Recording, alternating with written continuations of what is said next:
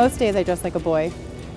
I love collared shirts and structured blazers, and it's like the nice juxtaposition between dressing like a boy and dressing like a girl. Williamsburg is really amazing in the sense that everything goes. I always think that the L train is the most interesting subway to get on because it's a very pretty subway. You get a lot of inspiration.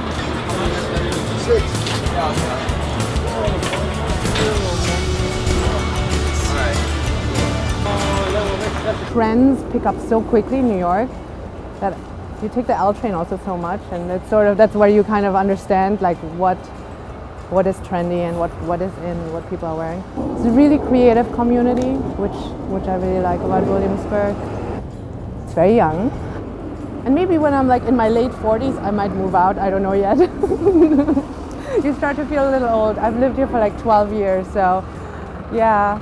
You start to look at other people in their 20s and you're like, I guess I used to be like that. Not really anymore. It's mostly function in New York. Like I have like the biggest purse in the world because you have to carry everything that you own. So I just like constantly have a bajillion bags and like giant pockets and like I'm totally gonna end up in like cargo shorts before long. That's sad.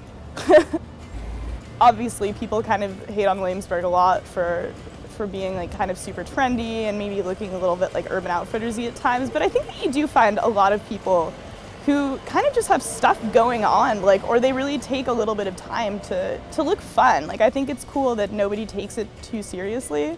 I mean, I think I just saw a girl pass with like a raccoon hat. I think I've kind of always dressed the same, like since I was a kid. Like I always kind of just threw things on. I never really like think about how things go together. I kind of just like I'm drawn to like pattern or color or texture.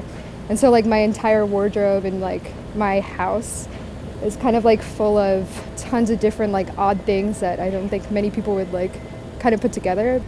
I love like painting and sculpture, so I feel like clothing is kind of like an extension of that. This I got, funnily enough, when I was like 17 at Monk Thrift Shop. Like I used to cut school and like go thrift shopping and like go to the movies. I was born and raised in Brooklyn, so I've seen it change a lot.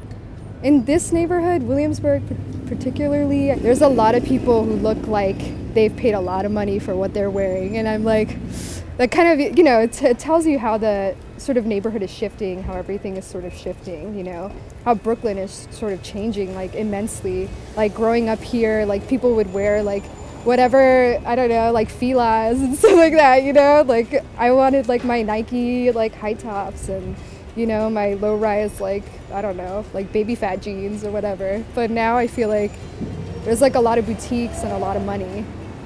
A lot of money to look like you're not wearing stuff that costs a lot of money, if that makes sense. But.